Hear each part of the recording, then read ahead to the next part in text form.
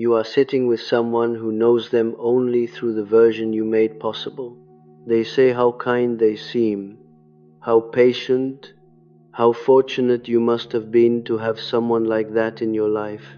You feel the correction rise in your throat, complete and ready, then disappear before it becomes sound. Instead, you smile faintly, you say it was complicated, you change the subject, and once again, the person who hurt you leaves the room with their goodness intact because you carried the truth out of sight. This is one of the loneliest consequences of protecting someone from what they did. Other people do not merely misunderstand your pain, they misunderstand the person who caused it. They meet the cleaned version of the story, the version from which you removed the humiliating details, the repeated betrayals, the private punishments, the moments when kindness became conditional, and the strange coldness that appeared whenever you asked for the same consideration you had been giving. Then they look at this carefully edited figure and conclude that you were treated well. You may even begin to wonder whether they are right, because when a person is described without their pattern, they can appear almost innocent.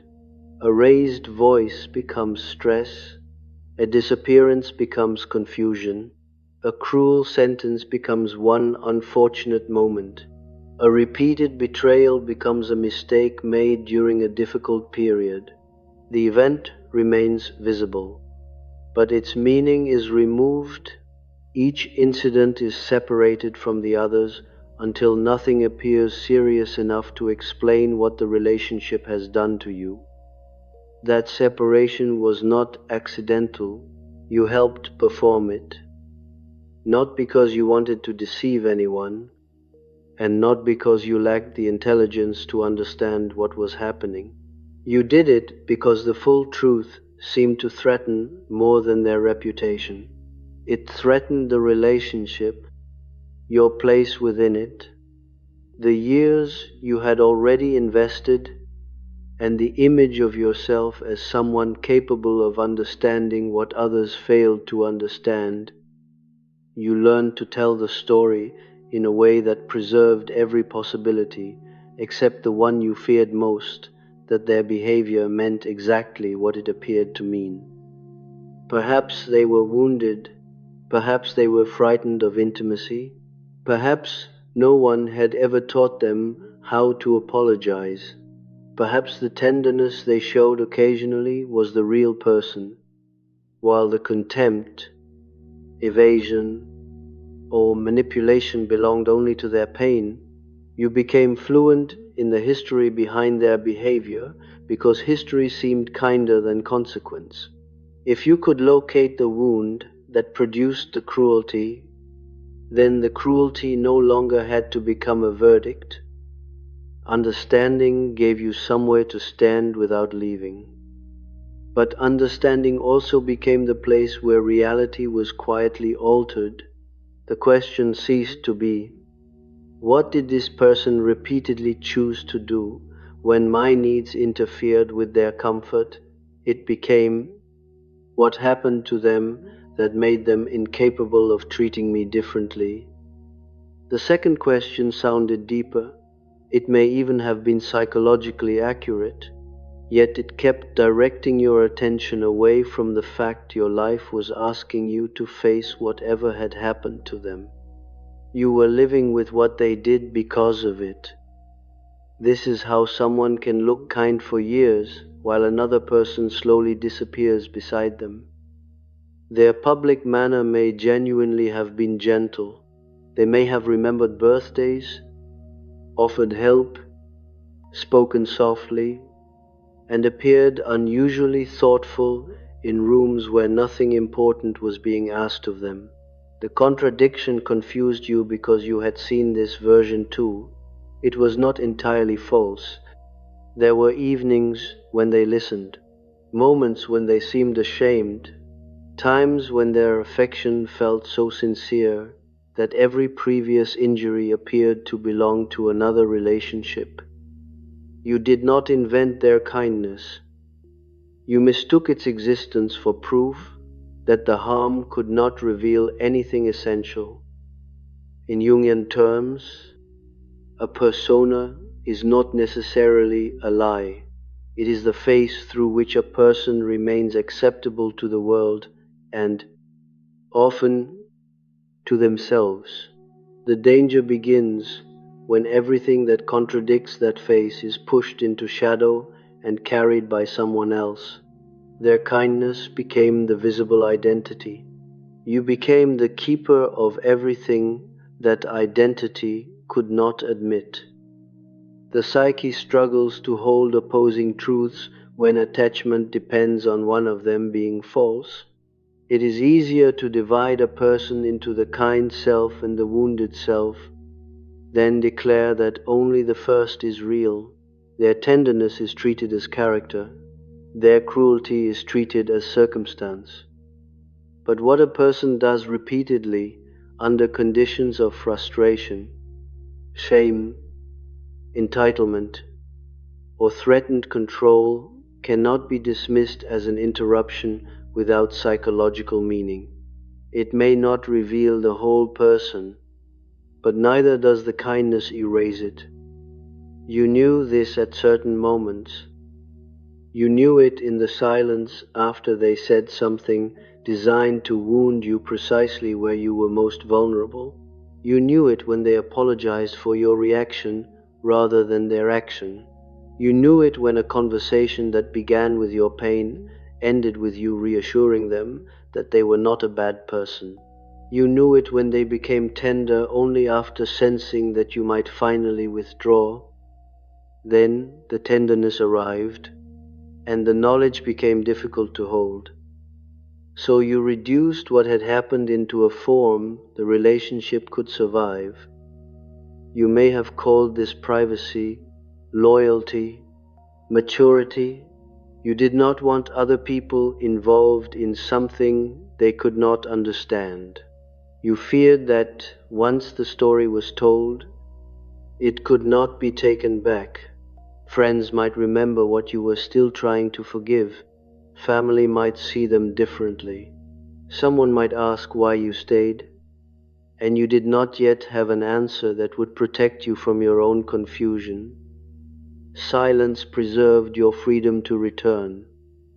That was part of the bargain you rarely named. If nobody knew the full truth, you could accept their apology without having to explain why this time would be different. You could resume the relationship without seeing doubt in the faces around you. You could continue hoping without witnesses. But secrecy does not only protect the person whose behavior is hidden, it protects the hope of the person hiding it. This is why telling the truth may have felt more dangerous than living with what happened. The truth would not merely expose them. It would expose the private future you were still building from small pieces of evidence, the message they sent after days of coldness, the sudden softness in their voice, the rare confession, the promise that they finally understood. You were not protecting one event from public judgment. You were protecting the imagined person you believed might emerge if enough patience were given. And because you were protecting that future, you became responsible for managing the past. Every injury had to be absorbed without becoming part of a pattern. Every contradiction had to be explained before it could harden into knowledge. Every observer had to receive enough information to understand your sadness, but not enough to question the bond producing it. You wanted comfort without making the relationship answer for what had produced your pain. So you revealed fragments. You said things had been difficult lately. You said they were under pressure. You admitted there had been a disagreement, but omitted what was said when no one else was present. You mentioned their withdrawal, but not the way it was used to make you surrender. You described your exhaustion without describing the arrangement that required you to become exhausted. People responded to the account you gave them. They offered patience. They encouraged communication. Some reminded you that relationships require work. Others pointed to the qualities in this person that you had carefully preserved for them to see. Then their advice made you feel even more alone. You may have thought nobody understood, but often they understood exactly what you allowed them to know. This recognition can feel merciless because it disturbs the innocence of your silence. It reveals that the public image which now invalidates your pain was partly sustained through your omissions. The person who hurt you benefited from your restraint, while you inherited the consequences of everyone believing they were kind. They could enter a room without the history entering with them. You could not. You carried the details in your body, adjusted your behavior around their moods, and remembered which subjects could turn warmth into punishment. Yet socially, they remained unburdened. No one saw the labor required to keep them appearing gentle, because that labor occurred inside you.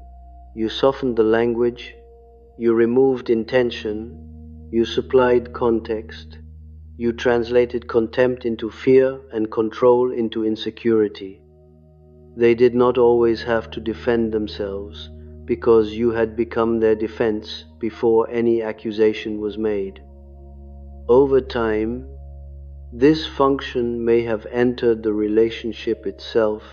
They learned, consciously or not, that you would preserve the meaning of their goodness even when their behavior contradicted it. They could rely on your complexity. You would remember their childhood, their grief, their stress, their tenderness, and the person they claimed they wanted to become. Your capacity to see many sides became the mechanism through which one side was never fully faced. This is where empathy can become psychologically divided. It appears to enlarge reality, but in practice, it enlarges only the reality of the other person. Their motives become intricate. Their contradictions become human. Their pain receives history and language. Meanwhile, your experience is reduced to a reaction you must regulate wisely.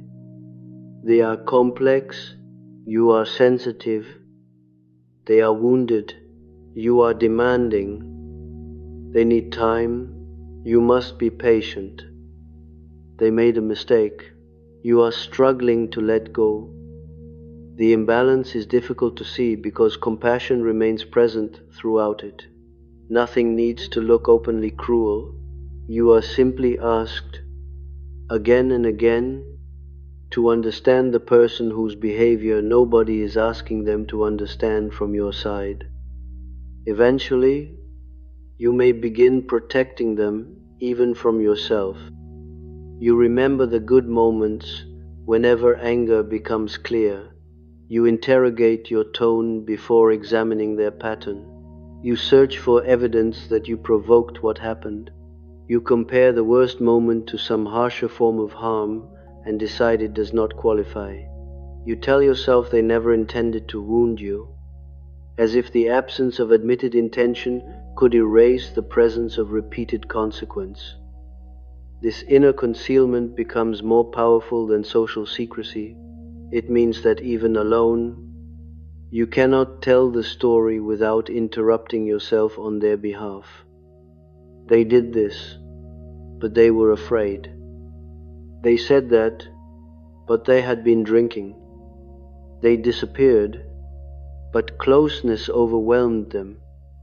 They humiliated me, but they were humiliated as a child. Every but returns the focus to the person whose actions had already occupied the relationship. The sentence begins with your reality and ends with their absolution. What remained hidden was not only what they did, it was what you knew. You knew that kindness requiring your silence was not kindness in the form you needed. You knew that remorse appearing only when access was threatened was not the same as responsibility. You knew that someone could feel affection for you and still organize the relationship around their own comfort. You knew that pain could explain their behavior without making the behavior safe. But knowledge creates a demand. Once something is known clearly, continuing as before requires another act of self-concealment. This does not make you responsible for the harm. It reveals the psychological price the bond required you to keep paying. This is why clarity was postponed. Confusion allowed you to remain without feeling that you had abandoned yourself consciously. If you could still call the situation complicated, then you did not yet have to decide what its repetition meant. The phrase "they looked kind" therefore contains a deeper injury. It does not simply mean other people were fooled. It means you had to become invisible for their image to remain coherent. Your account was shortened. Your anger was privatized. Your memory was treated as unfair evidence. Their reputation occupied the social space where your experience should have been able to exist. And perhaps the bitterest part is that they may now believe the same story. When consequences are repeatedly softened, a person can experience themselves as kinder than their behavior allows. They remember their intentions and forget the atmosphere others had to survive around them. They remember the apology, but not how many times it was required. They remember that you stayed and use your staying as evidence that nothing truly intolerable occurred. Your silence becomes incorporated into their innocence. If it had been that bad, you would have told someone. If I were really cruel, you would not have defended me. If you were so unhappy, why did you keep acting as though everything was fine? These questions appear logical only because they ignore what attachment can require from the person being hurt. They treat concealment as proof of safety, when concealment may have been the price of remaining connected. Still, there is a difficult truth beneath them. You did act as though things were fine. You did defend them. You did help preserve a version of events that made your eventual anger appear sudden, excessive, or impossible to understand. The truth does not need this fact removed in order to remain true. Your participation in hiding the pattern does not make you responsible for creating it. It reveals the hidden bargain that kept you near it. You preserved their kindness because you needed kindness to be what was real. Without that belief, you would have had to grieve not only the person, but the meaning you had given your endurance. You wanted your patience to have been leading somewhere. You wanted your understanding to reveal the person beneath the defenses. You wanted the years of careful love to become evidence that human beings can be reached if they are finally seen without judgment. To recognize that they benefited from being seen while you remained unseen is not merely disappointing. It threatens an entire moral structure within you. It asks whether some forms of understanding transform the other person at all, or merely make you more capable of surviving what they refuse to change. And that question cannot be answered by listing their good qualities. The kindness may have been real. The harm was real too. The decisive issue is no longer which version cancels the other. It is why the kind version required you to keep the rest of the person hidden. For a long time, you believed you were protecting them from being reduced to their worst behavior. What you could not see was how completely you had been reduced to the person who could absorb it.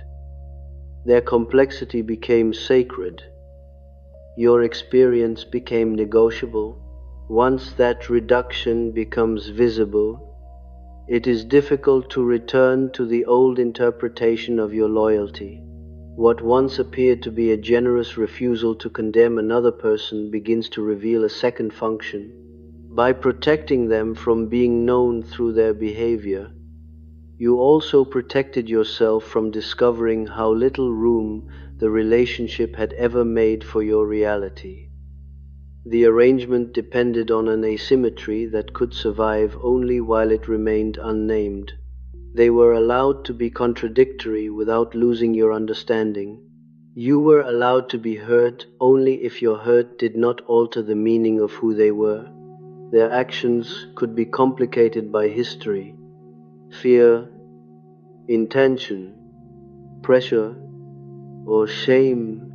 Your response had to remain simple, measured, forgiving, and proportionate. The moment your response became complicated, the relationship changed.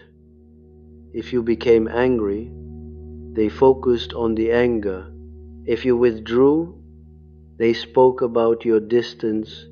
If you finally described the pattern, they questioned why you had not mentioned it sooner.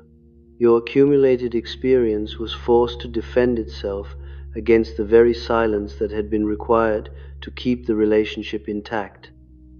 You were placed in an impossible position. Speak while the harm was happening, and you risked being called reactive, dramatic, unforgiving, or unwilling to understand. Remain silent long enough to know what the behavior meant, and your silence became evidence that it could not have been serious. Either way, their goodness remained the starting assumption. This is why telling the truth after a long period of concealment can feel strangely disorienting. You expect the facts to be enough. You believe that once others hear what actually happened, the confusion will end. But your revelation does not enter an empty room. It enters a room furnished by years of your protection. They remember the person who brought food when someone was ill, the person who spoke warmly at dinner, the person who appeared attentive, modest, or unusually calm. They remember you beside them, participating in that picture. Perhaps you praised them, perhaps you corrected others when they misunderstood them, perhaps you emphasized how much they had suffered and how hard they were trying. Now you are asking people to hold information that contradicts the version you helped establish. Some will struggle. They may tell you there must be another side. They may recall an act of kindness as if it answers an account of repeated harm. They may ask whether you communicated clearly, whether you considered their perspective, whether the relationship was difficult for both of you. Their questions may not be malicious. They may simply be trying to restore coherence to a picture that has abruptly divided, but you have already spent years restoring that coherence. You know what it costs. The old impulse may return immediately. You hear someone defend them, and before you can stop yourself, you begin assisting the defense.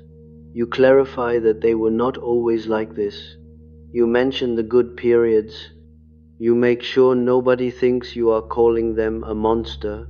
You dilute your disclosure until the listener can continue believing what they believed before. Then you leave the conversation feeling betrayed by a misunderstanding you helped preserve in real time. This is not weakness. It is the persistence of a psychological role.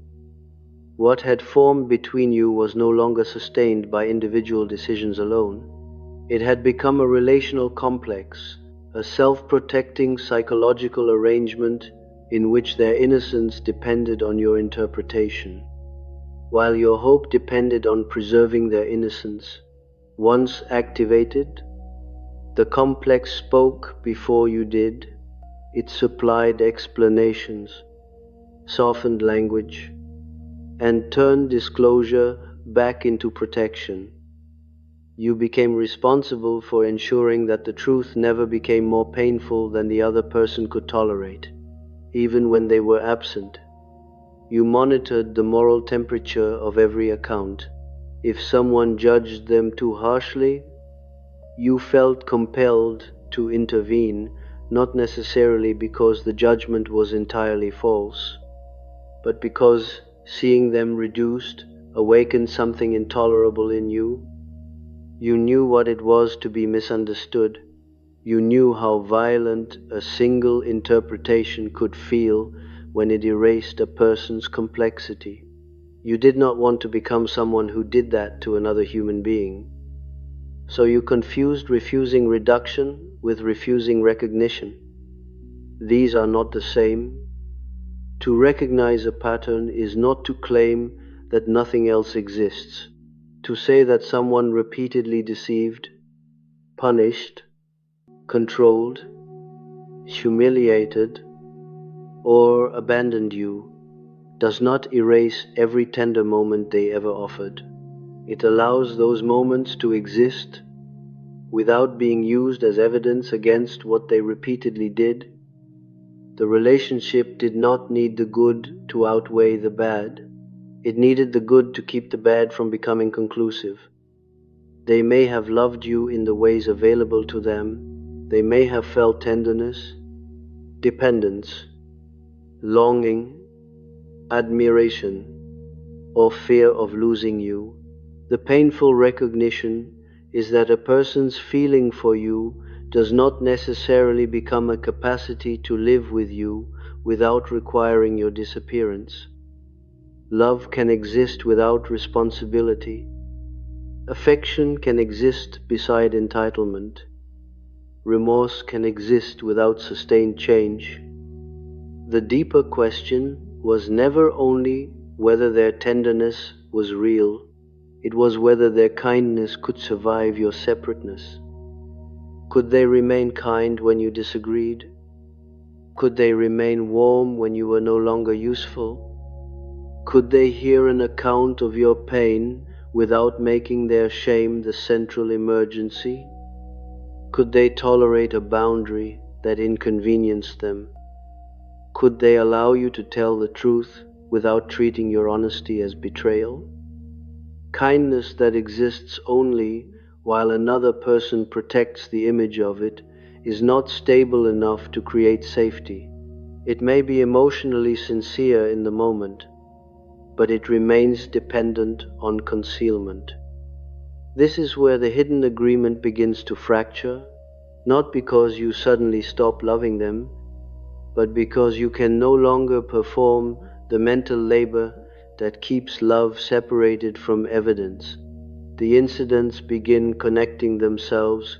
A sentence spoken years ago acquires new meaning beside something that happened last week. An apology looks different when placed beside the behavior that followed it. What appeared exceptional becomes recognizable as part of a sequence. You do not necessarily become certain. Certainty is rarely how such arrangements end. You simply become less able to manufacture uncertainty whenever knowledge threatens the bond. That change may feel ugly at first. You may think you are becoming suspicious, rigid, or ungenerous. Explanations that once calmed you now create irritation. Their difficult childhood no longer changes the adult consequence.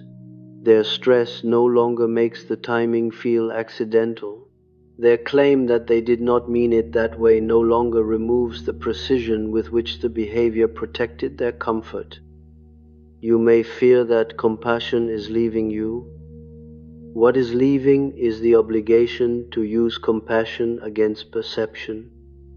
For years, empathy operated like an internal court in which their motives always received more evidence than your experience.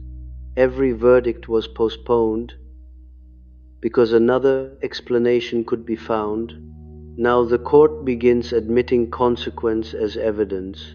What happened inside them still matters, but it is no longer allowed to cancel what happened inside you. This shift can produce grief before it produces relief. The old interpretation was not merely naive, it gave your suffering a future. If their behavior came from wounds they had not yet understood, then perhaps your love was helping them approach those wounds. Perhaps your patience was not passivity, but a form of faith. Perhaps one day they would recognize that you had stayed near them while they learned how to become honest. To relinquish that interpretation can make the past feel suddenly exposed. You may wonder whether the years were wasted, whether your tenderness enabled what it hoped to transform, whether they ever saw what you gave or merely experienced it as the natural condition of being loved by you. These questions have no painless answer. The psyche often delays them by turning endurance into virtue. If staying proves your depth, then leaving the hidden arrangement can feel like becoming shallower. If understanding them proves your humanity, then allowing their behavior to have consequences can feel like losing something morally precious in yourself. This is why anger can be so frightening when it finally arrives. It seems to threaten the person you have worked hard to be. Anger does not immediately appear as information. It appears as contamination. You fear that by speaking plainly, you will become unfair. You fear that those who hear the truth will punish the other person in ways you never intended. Then you begin protecting them again, this time from the force of your own recognition. But anger in this arrangement is not always a wish to destroy. Often, it is the part of you that has grown exhausted from watching truth be admitted only after it has been made harmless. It is the part that no longer wants every fact wrapped in an explanation before it is permitted to exist. The anger does not say they were never kind. It says their kindness did not give them the right to make you carry what contradicted it. It says an apology should not require you to erase the event that made it necessary. It says a person cannot repeatedly ask for the protection of their complexity while refusing to encounter yours.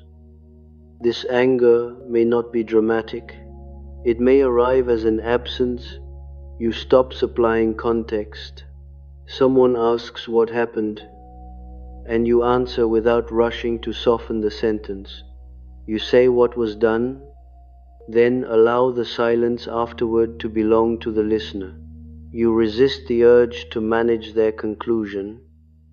The restraint required for this is different from the restraint you practiced before. Earlier, restraint meant withholding truth to protect attachment. Now it means refusing to interrupt truth with immediate absolution. You can feel the familiar sentences gathering. They were going through a lot. They are not a terrible person. I made mistakes too. There were reasons. I do not want you to hate them. Some of these statements may be true. The problem is not their truth. It is the speed with which they appear before your experience has been allowed to occupy even one complete moment. You have been trained to surround every painful fact with so much context that the fact becomes inaccessible. Letting it stand alone can feel like aggression. It is not It is an encounter with proportion. For once, their behavior is permitted to create the impression their behavior creates. You do not add cruelty to it. You do not invent motive. You do not turn a human being into a symbol of evil. You simply stop removing the meaning from their choices before anyone else can see it. And this may reveal something you were not prepared to know. Some people around you had sensed the contradiction already. They noticed how carefully you spoke. They heard the hesitation before your praise. They saw the way your face changed when the person entered the room. They knew that your repeated insistence that everything was fine contained more effort than ease. Your concealment did not always persuade them. Sometimes it only prevented them from reaching you. They may have waited for you to become able to say what they feared you would deny. They may have remained silent because questioning the relationship caused you to defend it more intensely. They learned that concern activated the protective role, so they offered neutrality and hoped you would eventually recognize that the door was still open. The loneliness you felt may therefore have contained another layer. You believed nobody could see what was happening, while the role you had learned made other people's perception feel dangerous whenever it came too close to the truth. To accept this is not to blame yourself for being isolated.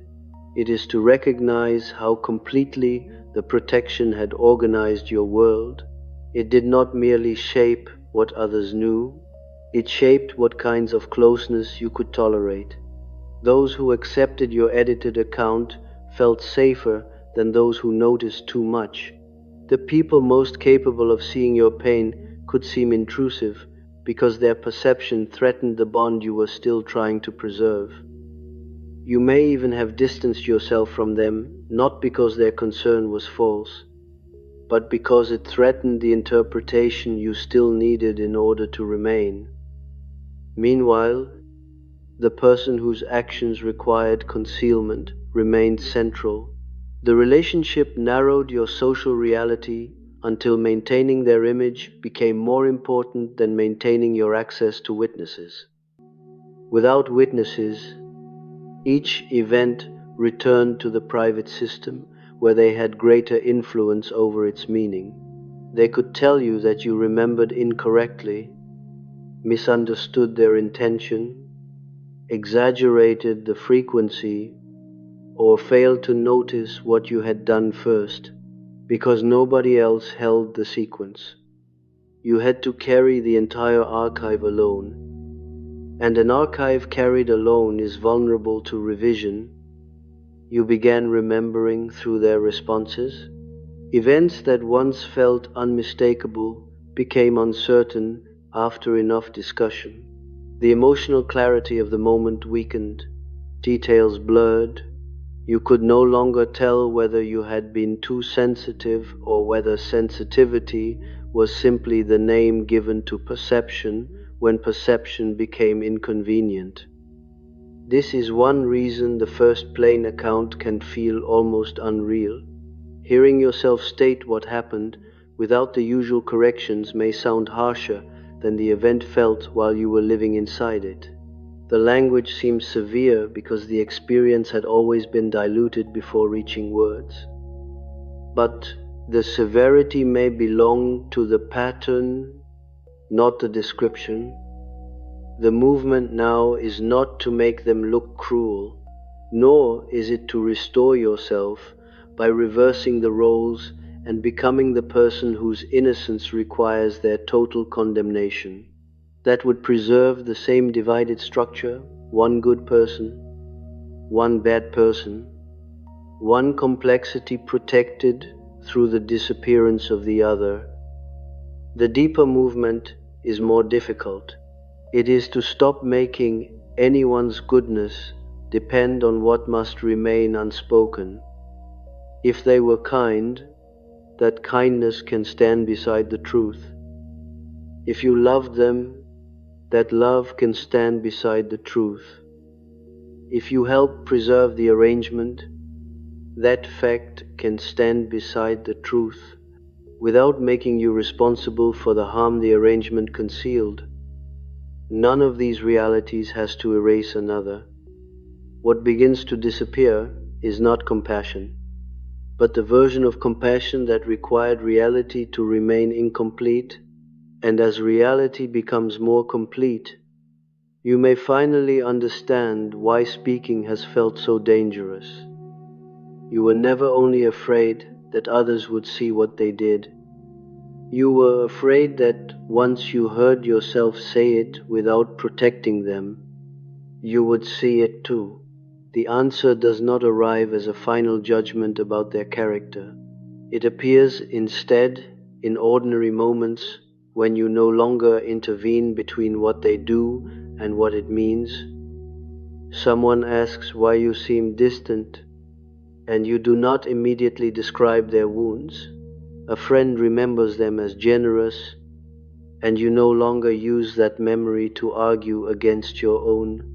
They tell you that you are making them look bad, and for the first time, you recognize that the appearance they are defending was partly built from your disappearance. You do not feel triumphant. You feel exposed. The old concealment gave you a role.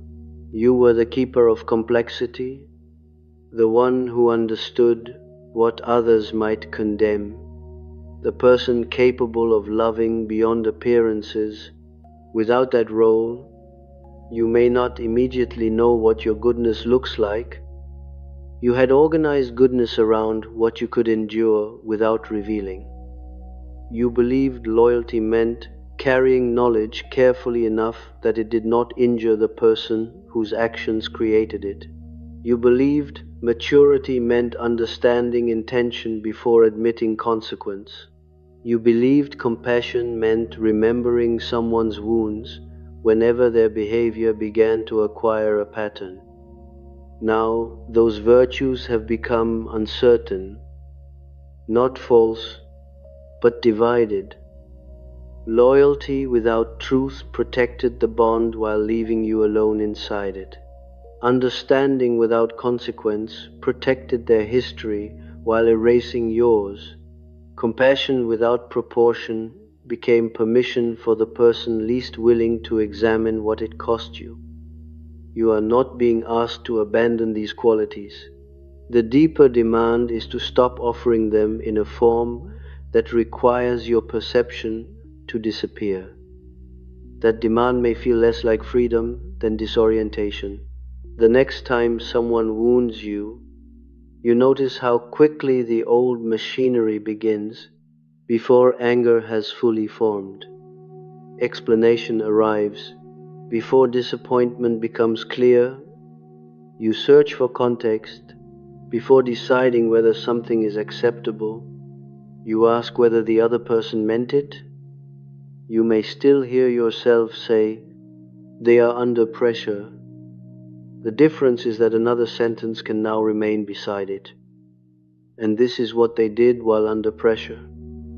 That second sentence changes the internal structure. Their circumstances remain real, but they no longer own the entire field of meaning. Your experience acquires context to the accumulated cost, the repeated uncertainty, the effort required to restore ordinary warmth, and the way your life narrowed around protecting their image. You stop demanding that one truth defeat the other. They may have acted from pain, and you were still harmed. They may have loved you, and they still required concealment. They may have possessed genuine kindness, and that kindness still failed when honesty threatened their self-image. The psyche becomes less divided when these truths no longer have to compete for survival. For years, you believed that admitting the harm would destroy the love. In reality, it was the hidden division between them that was destroying you. You had to become two people, the one who experienced the relationship and the one who explained it. One part remembered what happened, the other stood over the memory and corrected its meaning. The first part said, "That was cruel." The second answered, "They were frightened." The first said, "I do not feel safe telling the truth." The second answered, "They have been misunderstood their whole life." The first said, "I am disappearing here." The second answered, "Do not abandon them now." Neither voice was entirely false, but only one was permitted to determine what you did. The part that protected attachment became your public personality. It spoke calmly, remembered nuance, and offered explanations generous enough to keep everyone comfortable. The part that registered consequence moved below consciousness, where it became exhaustion, resentment, distance, and the sudden wish to be alone. You may have mistaken that hidden part for bitterness. You may have feared it because it did not sound compassionate, but it had been carrying facts that compassion refused to hold. Its anger was not proof that love had failed. It was proof that love had become the only truth permitted to speak. When both parts can finally occupy the same life, something subtle changes. You no longer need anger to become enormous before it is credible. You no longer need to assemble every injury before naming one. You do not have to prove that a person is fundamentally cruel in order to say that a particular behavior was cruel. This may seem like a small distinction, but the old arrangement could not survive it unchanged. It depended on every event remaining inconclusive until the total character of the other person could be decided. Since no human being is entirely one thing, that decision could always be postponed. There was always another kind gesture, another painful memory from their past, another moment in which they appeared sincere, another reason to believe the contradiction would resolve itself. Now you understand that you never needed a final verdict on their soul. You needed permission to respond to what was happening in your life. The question was not whether they deserved condemnation. The question was why you believed you had to condemn them before you were allowed to stop concealing them. That belief kept you trapped between silence and destruction. Either you protected their goodness or exposed them as entirely bad. Either you remained loyal or became cruel. Either you understood them or abandoned them. There seemed to be no position from which you could say, "I know you are more than what you did, and what you did still belongs to you." That position may now be emerging. It is quieter than accusation because it does not require agreement. You may speak and still be contradicted. You may tell the truth and still watch them retreat into the public image. You may hear them explain you to others as unstable, resentful, confused, or changed. They may become the wounded person in the story of your honesty. This can be the final invitation back into the old role. If they look wounded enough, you may feel compelled to rescue them from the consequences of being known. You may want to correct every misunderstanding and establish that you never intended harm. You may be tempted to reassure them that you still think they are kind. Perhaps, in some ways, you do. But the urgency to reassure is no longer innocent. You recognize what it would require, making your truth emotionally painless for the person whose actions made the truth necessary. You cannot guarantee that. Honesty does not have to be vindictive to cause pain. Recognition disturbs the identities that concealment preserved. A person may suffer when confronted with the distance between how they understand themselves and how they have repeatedly affected someone else. That discomfort is not automatically cruelty inflicted by the witness. You had carried much of it for them. You doubted your perception, revised the memory, softened the language, and held the anger privately so the relationship could continue without meeting the full meaning of what had occurred. When you stop carrying that meaning alone, it does not disappear. It becomes visible inside the relationship. They may call this punishment because a consequence can feel punitive when another person has always absorbed it. They may describe your silence differently now. The same quietness that once protected them may be called coldness. The same discretion that kept their image intact may be called manipulation when it no longer includes reassurance. You will have to recognize the difference between withdrawing truth and refusing to perform absolution. Withdrawing truth says nothing happened. Refusing absolution says what happened does not require immediate forgiveness in order to become speakable. This does not mean that every private injury must become public. Privacy can be freely chosen. Discretion can remain an expression of dignity. Not everyone deserves access to the most intimate facts of your life. But privacy is different from secrecy, required by attachment. Privacy allows you to know what happened even when you choose not to share it.